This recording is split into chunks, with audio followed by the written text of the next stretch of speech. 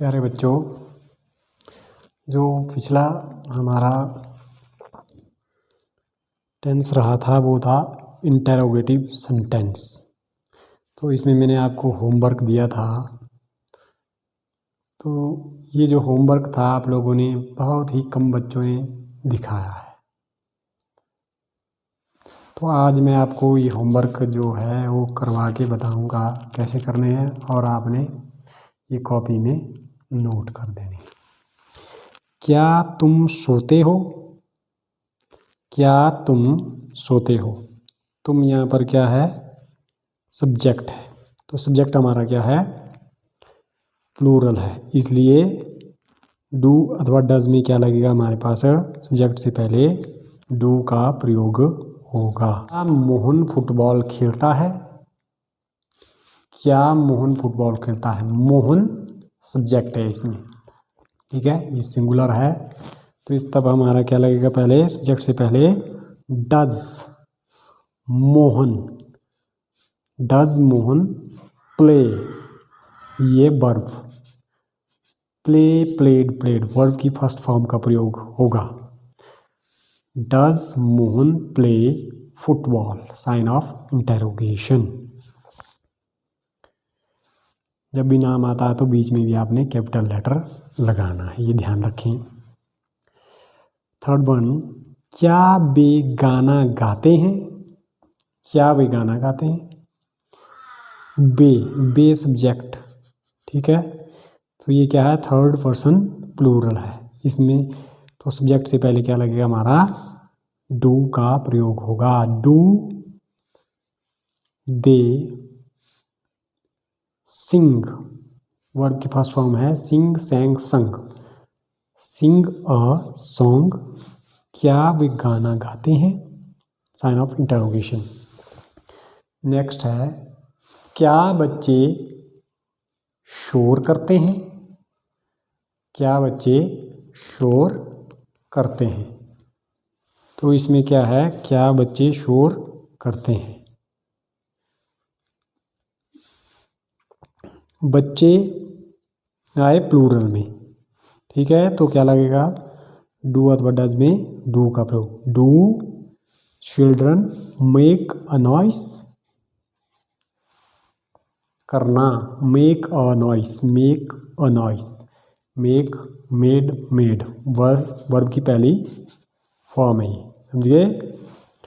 तो नेक्स्ट है हमारा, क्या तुम प्रतिदिन सैर को जाते हो? क्या तुम प्रतिदिन सैर को जाते हो? क्या तुम प्रतिदिन सैर को जाते हो? तुम, यू है सब्जेक्ट आपका, सब्जेक्ट ये है प्लूरल में। तो क्या लगेगा? पहले डू, फिर आया सब्जेक्ट, सब्जेक्ट है यू, वर्ब की पहली फॉर्म जाना, गो वेंट गॉन, गो है हमारी पहली form. For a walk daily, daily का मतलब प्रतिदिन, sign of interrogation. Do you go for a walk daily, sign of interrogation, समझ गए। तो हमारा लास्ट वाला है, क्या वह सदा सच बोलता है? क्या वह सदा सच बोलता है? वह है सब्जेक्ट, वह का मतलब ही। तो ये थर्ड पर्सन सिंगुलर है, तो सब्जेक्ट से पहले डज का प्रयोग किया जाएगा। तो क्या होगा? डज ही सदा, always, speak, spoke, spoken, first form लगेगी speak the truth, sign of interrogation. तो ये होमवर्क आपका जो पीछे वाला जो लेक्चर था उसका था, और आप लोगों ने बहुत सारे बच्चों ने ये नहीं किया था।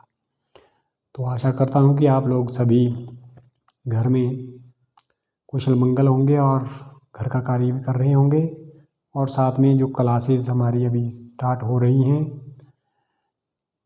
वो भी घर में ठीक ढंग से करेंगे, और जो लेक्चर दिए जाते हैं आप वो होमवर्क करके हमें तुरंत दिखा दें।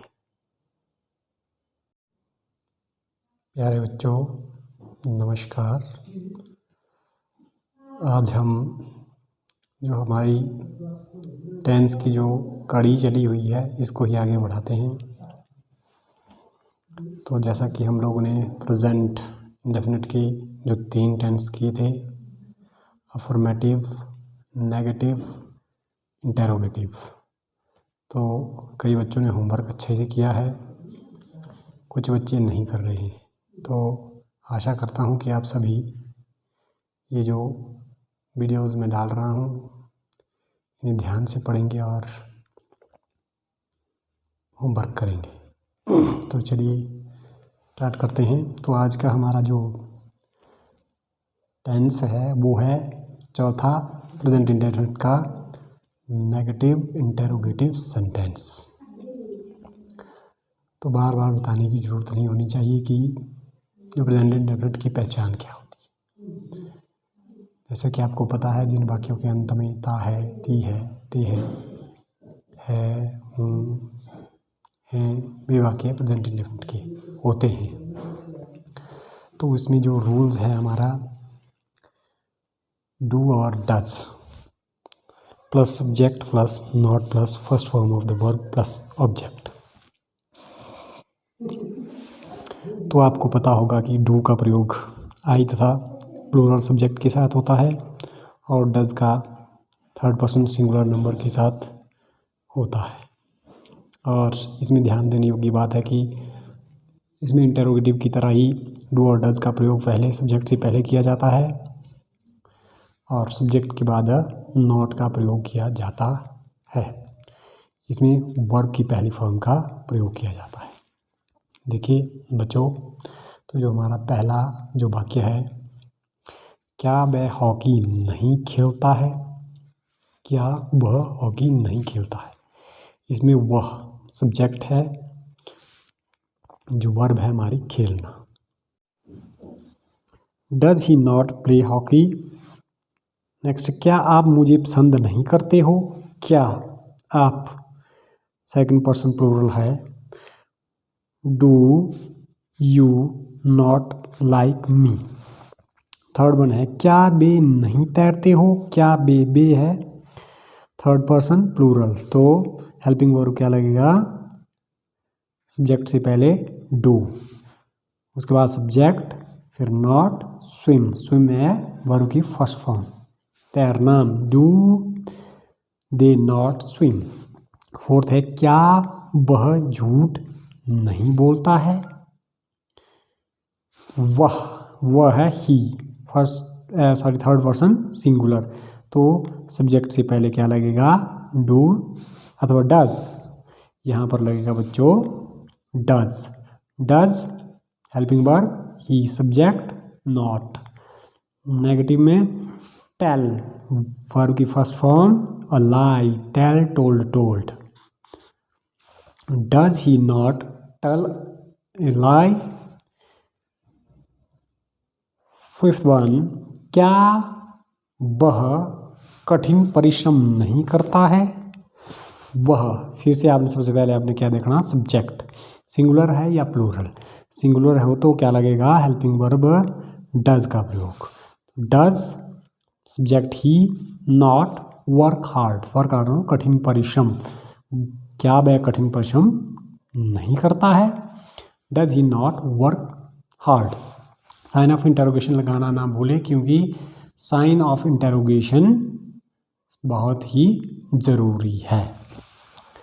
तो छठा है हमारा, क्या वे क्रिकेट पसंद नहीं करते हैं, साइन ऑफ इंटरोगेशन, वे फिर से सब्जेक्ट क्या है यहाँ पर, दे, तो पहले क्या लगेगा, do subject plus not plus verb की फर्स्ट फॉर्म प्लस ऑब्जेक्ट, तो क्या हुआ, subject, do they not like cricket, sign of interrogation. अब हमारा जो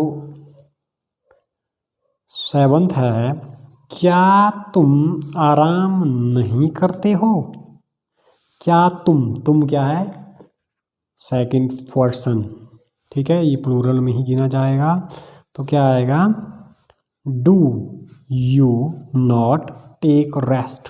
टेक रेस्ट का मतलब होता है आराम करना, तो साइन ऑफ इंटरोगेशन।